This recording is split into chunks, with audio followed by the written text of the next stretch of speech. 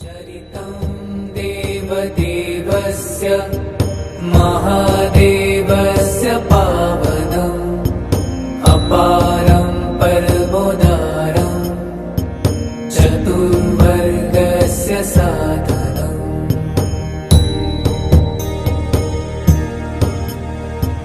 गौरीविनायकोपेतं पञ्चवक्त्रं त्रिनेत्रकम् शिवं ध्यात्वा दशभुजं शिवरक्षां पठेन्नरः।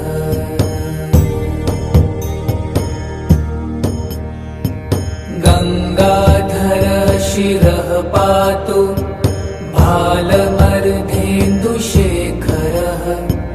नयने मदनध्वंसी कर्णुसर्पविभूषणः।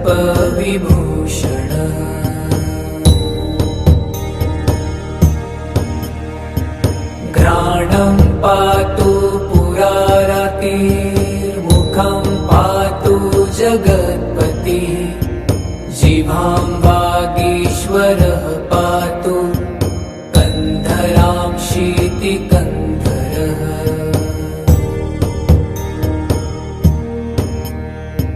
श्रीकण्ठ पातु मे कण्ठं स्कन्धो विश्वधुरन्धरः भुजौ भूभारसंहर्ता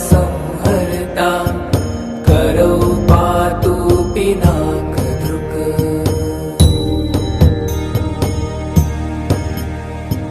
हृदयं शङ्करः पातु जठरं गिरिजापतिः नाभिं मृत्युञ्जयः पातु कटिव्याघ्रजिनाम्बरः।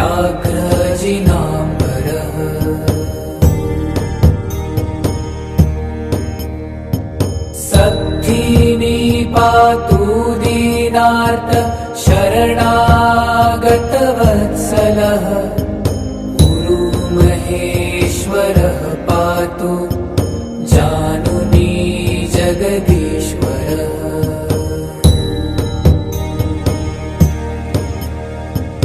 जङ्घे पातु जगत्कर्ता गुल्फौ पातु